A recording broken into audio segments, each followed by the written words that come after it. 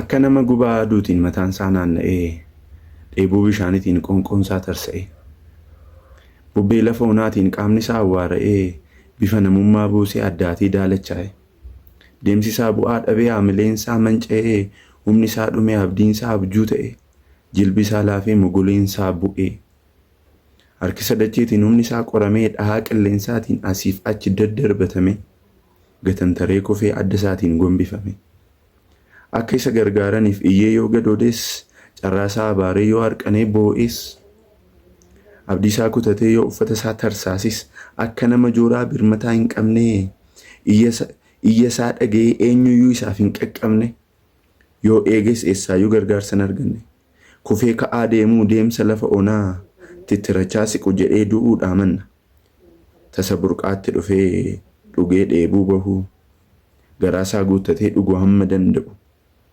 Bishaanicharraa dhugee dheebuu isaa bahatu itti deddeebi'ee bishaanicharraa akka unatu kan biraa dura koo jira jedhee danda'ee hin abdatu bira darbee deemuuf garaan isaa hin jabaatu akka waan bishaan dhuguuf manaa bahee akka nama lafa kaayyoo isaa gahe diriirfatee cina bishaanichaa taa'u dhugee hin quufne itti deddeebi'u qaama isaa hundaan keessatti of ahuu eenyummaa isaa gatee akka daa'imaa ta'u. Lubbuun koo gooftaa si dheebotti. Gara keetti fiigaa goggogaa harganti. Fuula kee arguuf bobboossee moogofti. Burqaa kee irraa dhuguuf guddistee roorofti. Lubbuun koo si arguuf ija ishee ol kaafti. Sagalee kee dhaga'uuf riphxee dhaggeeffatti. Gooftaa ishee arguuf qophooftee eeggatti. Akkuma daa'imni haadha isheetti boossu. Akkuma hin boqonne akkuma iyyitu. Foolii haadha ishee malee takkaa tole hin jettu. Bobaa haadha ishee malee kan biraatti hin hirkattu. Sagalee haadha ishee malees tasa hin jajjabaattu. Harka deessuu ishee irratti malees of hin gattu. Kennaa biraatiinis haadha ishee hin dagattu.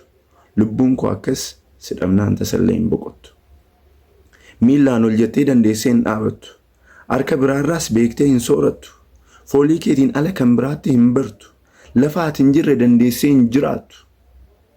Gaafa si argattu waan hunda dagattee rakkoo fi qaawwaa ishee hunda irraanfattee gaaffii toora galchite hunda irraanfatte hunda itti dhiifte siin ala addunyaan biraallee akka jiru wallaalte miilla kee jala teessee harka kee irraa nyaatti hawwii biraa gattee bobaa kee jala lixxi fuula kee ilaalaa nagaadhaan jiraatti maaddii jireenyaarraa jireenya irmaatti harka kee irraa nyaachaa gammachuudhaan bulti ija sirraa hin buqqifattu faana kee hordofti miilla kee ilaalaa lafaati ejjetti.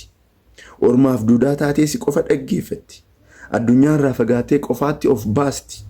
Kan lafarraa dhiiftee jireenya waaqarraa jiraatti. Jireenya ishee si godhattee si duukaa adeemti.